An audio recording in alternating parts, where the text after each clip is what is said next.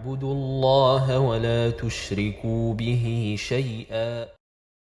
Une sœur demande: dans mon entourage, une sœur me fait des problèmes avec les autres sœurs. Elle surveille tous mes faits et gestes, mes invitations, ce que je donne aux sœurs, ce que je dis et ne dis pas.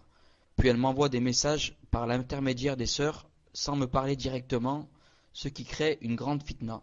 Elle me reproche de ne pas avoir un comportement de sœur salafia et m'a même dit qu'il ne suffit pas de porter un djilbab. Cette sœur m'a fait beaucoup de mal et je crains pour ma foi dans le sens où pendant mes prières, je pense à elle. De plus, je ne suis pas la seule à avoir été touchée par le mal de cette sœur. Elle agit comme ça avec d'autres. Ai-je le droit de m'éloigner de cette sœur et refuser ses invitations? Barakallahu fikum.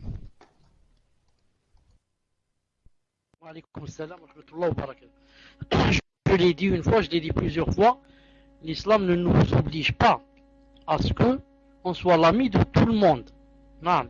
Mais il nous oblige seulement à ne pas couper les liens.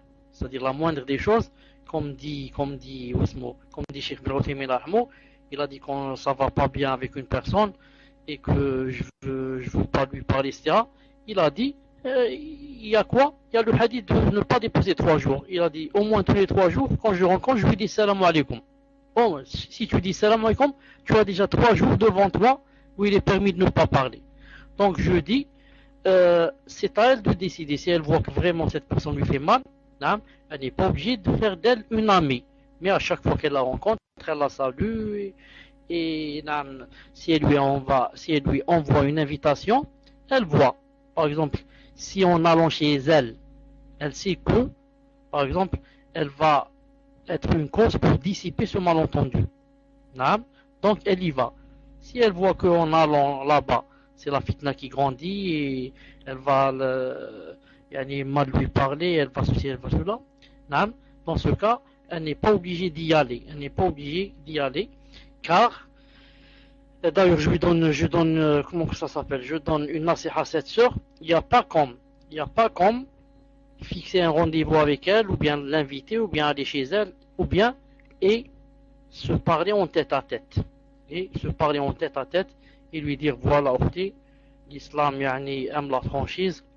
Je voulais te dire une chose pour Allah subhanahu wa ta'ala.